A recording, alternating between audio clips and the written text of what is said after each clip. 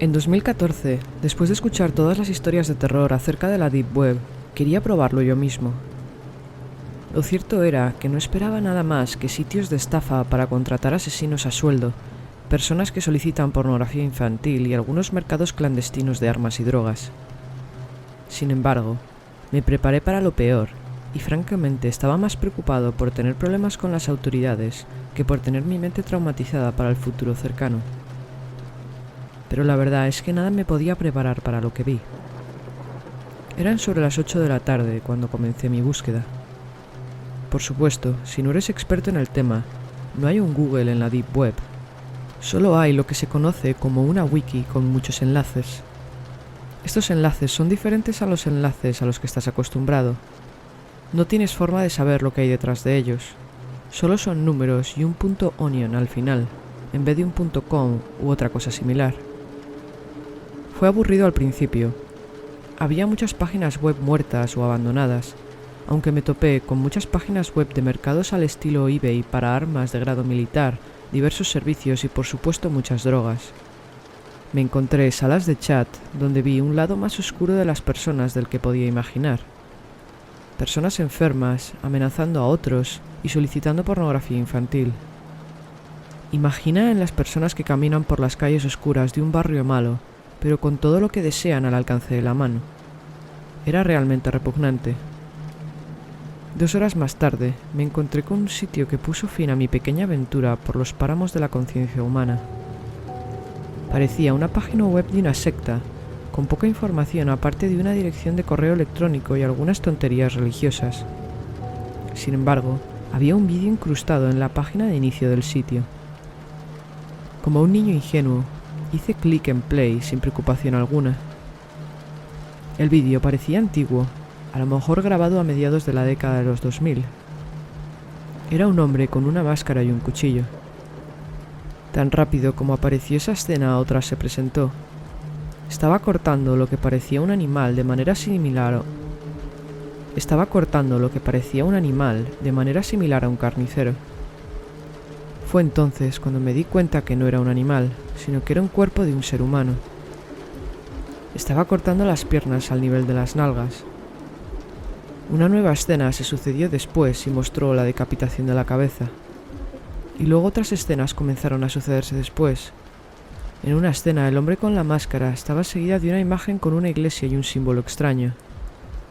Esta era claramente un sitio web de reclutamiento para una secta. El vídeo fue seguido por más cuerpos cortados y colgados de las maneras más espantosas que puedas imaginar. No fui capaz de llegar siquiera a la mitad del vídeo. Apagué mi ordenador y me mantuve alejado de él en silencio durante bastante tiempo.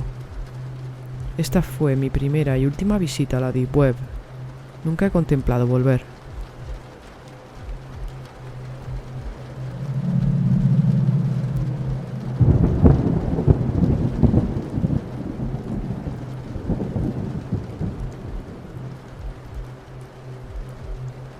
Esto ocurrió cuando Internet era una cosa nueva todavía y no existía ni Google.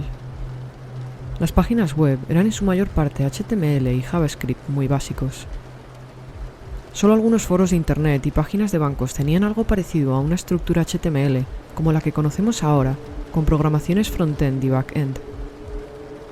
Esto que voy a contar es una historia real de la Deep Web, no una fantasía creepypasta de las que se ven por Internet. Era una fría noche de febrero, y estaba navegando por la Deep Web visitando blogs aleatorios y buscando software pirata de geolocalización y cosas similares, simplemente yendo de un enlace a otro. Eventualmente llegué a una página extraña. Parecían ser pensamientos aleatorios de diferentes personas, pero me llamó la atención porque la página en sí estaba muy bien diseñada para aquel momento, mejor que la de muchos bancos que conocía. Los mensajes parecían ser de una naturaleza críptica, como si varias personas estuvieran tratando de pasar notas secretas. Empecé a trastear con el código fuente de la página, y escondido en los comentarios de un código JavaScript había varias direcciones IP. Reuní todos los números de IP en un archivo de texto y comencé a investigar. Algunos eran routers con mensajes publicitarios que pude descifrar, casi todos situados en universidades. Algunas de las direcciones de IP eran servidores web con poco o nada en ellos, en su mayoría un paquete en Linux o algo similar.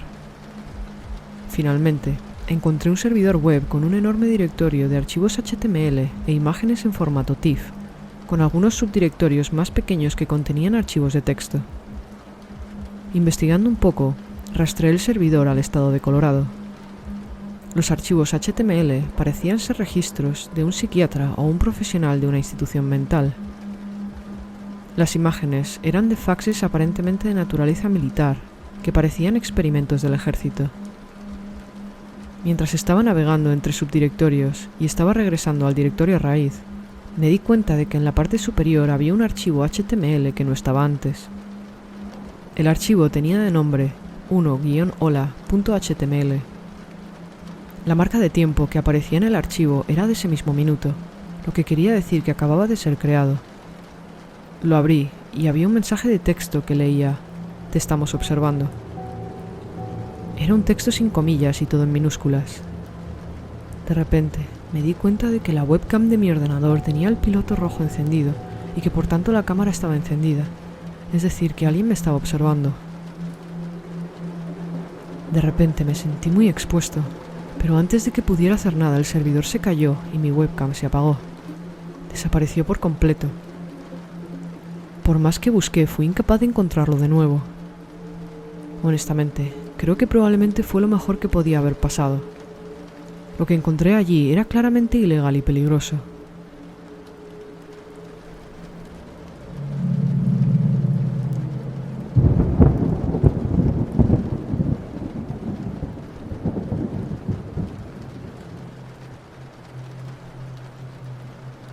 Cuando estaba en el primer año de la escuela secundaria, tenía una página de MySpace.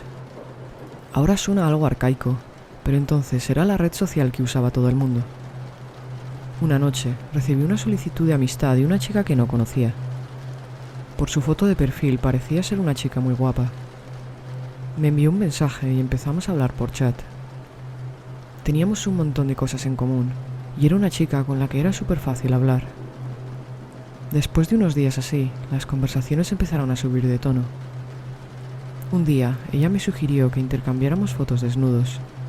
Siendo un niño estúpido de 14 años, pensé que era una idea increíble. Así que me tomé algunas fotos sin ropa y ella me envió algunas fotos suyas. Las cosas iban muy bien, o al menos eso pensaba.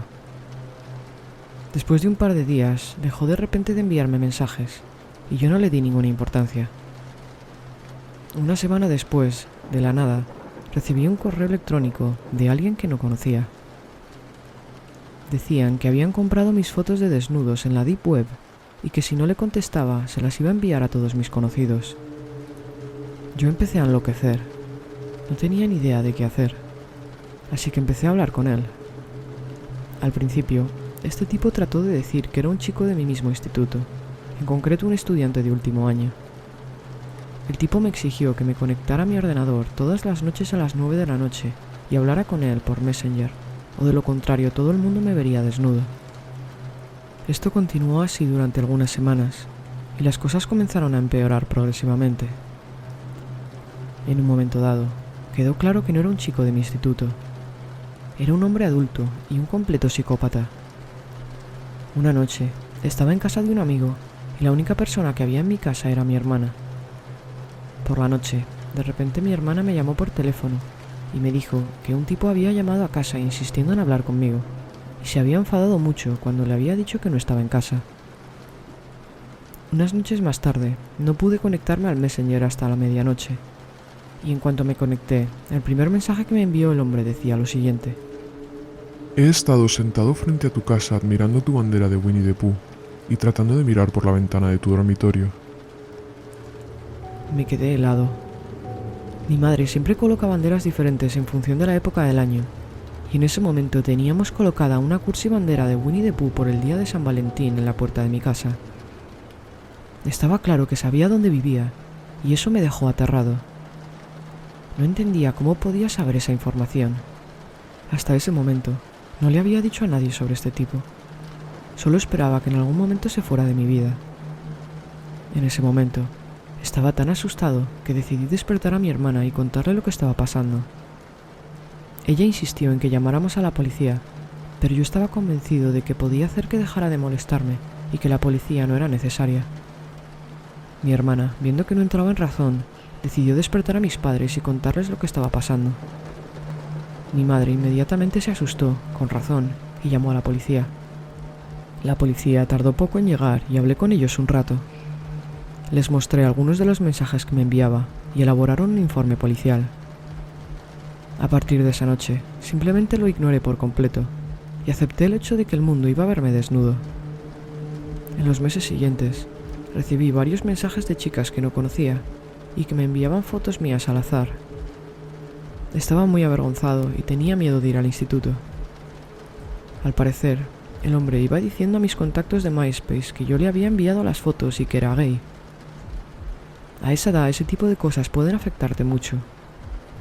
Pero poco a poco, el contacto cada vez era menor, y el hecho de que yo le ignorara creo que hizo que perdiera interés. Pasaron los meses hasta que un buen día me olvidé del tema. En concreto, pasaron 4 años, y yo estaba en mi último año de instituto. Hice un buen trabajo de olvidar cómo este tipo me había atormentado, y las cosas realmente me iban bien. Hasta una noche, en un partido de fútbol del instituto. Era por la noche, y estaba entrando al puesto de comida con un grupo de personas, y un chico de mi clase se me acercó y me dijo que alguien estaba preguntando por mí. Al parecer, quería hablar conmigo debajo de las gradas. Miré hacia arriba, donde estaban las gradas, y vi a un hombre de 40 y tantos años junto a las gradas, caminando de arriba abajo. Inmediatamente se me subió el corazón a la garganta, y supe que algo iba mal. Le dije al chico sin pensarlo que no quería hablar con nadie y me fui de ahí. Hay que tener en cuenta que esto fue casi 4 años después del incidente, pero siempre había tenido en la mente que algún día vendría a buscarme. A pesar de que nunca lo había conocido, sabía que era él, no tenía duda. Todos mis amigos me preguntaron que qué pasaba y que quién era ese hombre. Les di un resumen rápido de quién creía que era y todos regresamos a nuestros asientos. Cuando nos acabamos de sentar, otro de mis amigos vino corriendo y me dijo que ese tipo raro de las gradas estaba ahora en el baño mostrando a la gente fotos mías desnudo. Estábamos sentados junto a uno de nuestros profesores de nuestro curso, que escuchó lo que mi amigo dijo e inmediatamente llamó a la policía y corrió al baño para tratar de atrapar al tipo. Pero para cuando llegó el hombre ya se había ido. Le di una descripción del hombre a la policía, y algunos hombres que se habían fijado vieron el coche que conducía cuando se fue. No dormí nada durante los siguientes días. Estaba absolutamente aterrorizado de que este tipo viniera a casa a buscarme. No podía creer que este psicópata hubiera vuelto después de 4 años. Pero después de unos meses no pasó nada más y comencé a olvidarme otra vez. El último trimestre del instituto, una tarde de primavera de mi último año, me llamaron a la oficina del decano. Había varios policías y un detective. Me dijeron que habían pillado al hombre que me había estado acosando durante tanto tiempo. Al parecer, había estado haciendo cosas similares a otros niños del instituto durante bastante tiempo. Había estado en la cárcel antes por agresión sexual contra un menor y una larga lista de otros delitos.